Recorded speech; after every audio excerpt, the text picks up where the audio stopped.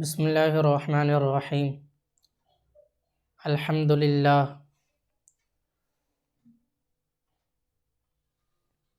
اس کے بعد الحمد للہ کا مطلب ہے کہ تمام تعریفیں اللہ تعالیٰ کے لاگے، سب تعریف اللہ تعالیٰ کے لاگے۔ آیا شروع کیلے ہے قال کہ بدأ بعد التیمن بالتسمیۃ بحمد اللہ سبحانہ اقتداء بأحسن النظام وعلى حدیث خیر الانام علیہ وعلى آلہ التحیۃ والسلام وهو كل امر ذی بال لم يبدأ بحمد اللہ فهو قطع والحمد هو الوصف بالجمیل علی الجمیل الاختیاری حقیقتا او حکما۔ مطلب میں کہیے الحمدللہ ماتن ذکر کر کے تو ایک مطلب ہے کہ سب تعریف اللہ تعالیٰ کے لگے۔ تو آپ کہتی کہ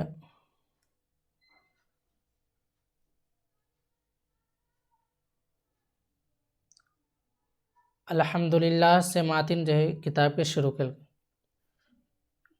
تو شارح کہی کہ یہ دوارے الحمدللہ کل کے کہ حضور صلی اللہ تعالیٰ علیہ وسلم کے حدیث کے اقتداء کر کے لگے۔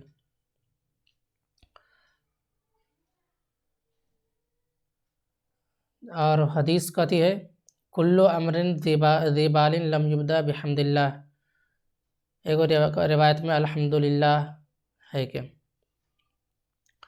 یعنی کل امر ذی بال لم یبدأ بحمد اللہ فهو اقطع یعنی فهو ناقص، مطلب کوئی بھی کام ذی بال کام ذی بال امر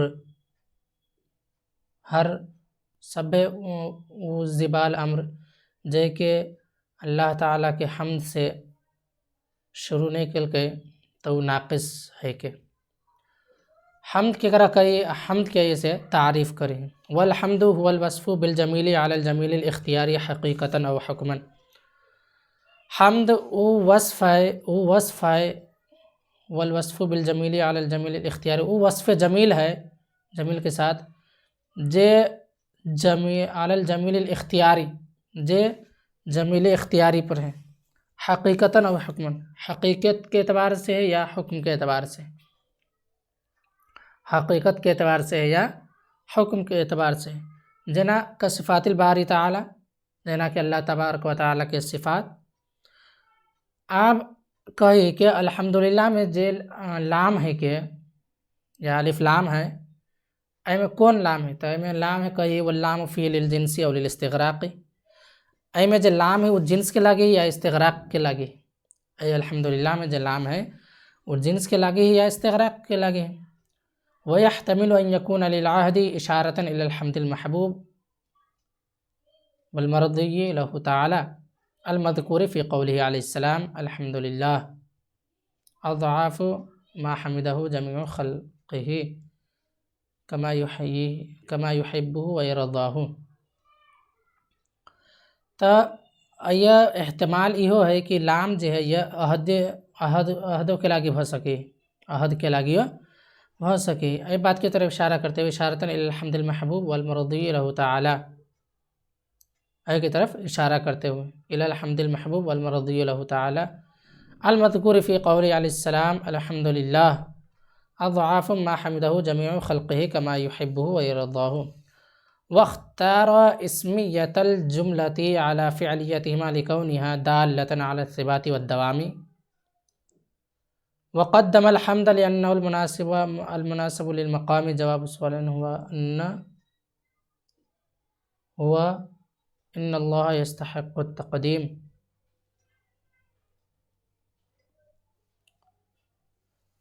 وهي في الأصل جملة فعلية فيكون إنشاء للحمد، ويحتمل أن يكون أخبارا يكون المحامد كلها كلها لله تعالى متضمنا للحمد. ثانيا الإخبار بذلك عين الحمد والله علم لذات الواجب الوجود. المستجمع لجميع صفات الكمال لا اسم لمفهوم الواجب بالذات كما قيل لأنه يتنافيه دلالة كلمة التوحيد عليه، ولذلك اختار ذلك دون الرحمن. ثم أراد بعد الإيمان إلى الاستجماع لجميع صفات الكمال بالإجمال أن يفصل بعضها مع الأشعار ببراعة الاستهلال. فقال پھر کہ الذي لا مانع لحکمه، پھر او ذکرہ لاگے الذي لا مانع لحکمه جے اوکر حکم لاگے کوئی معنی، جکرا حکم کے لاگے کوئی معنی نہ ہو.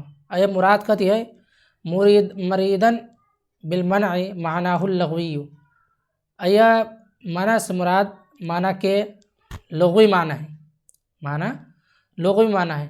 العبارت کانت فی اصل نسخۃ الشارح، تو یہ جو مراد ہی معنی سے کہ اوکرا لگے کوئی معنی نہ ہو، اوکر حکم کے لگے کوئی معنی نہ ہو، یہ مراد جو ہے منع سے اوکر منع کے لغوی معنی ہے. مطلب جو لغت میں جو معنی ہے وہ معنی مراد ہے کہ جکر لغوی معنی ہے. ويحتمل ان يكون المراد معنی الاصطلاحی، اور یہ احتمال لکی کہ یہ منع سے مراد معنی اصطلاحی ہو. يجعل انکار المنکرین کلن انکار لوجود ما تعمل فيه ارتدعوا عنه كقوله تعالى لا ريب فيه الضمير الى الموصولة. تو آپ آئیے سے کہیے ولا ناقض لقضائه وقدره، ولا ناقض لقضائه وقدره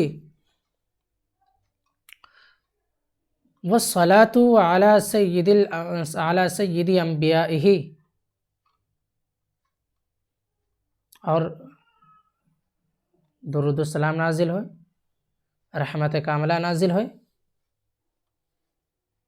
انبیاء کے سردار پر.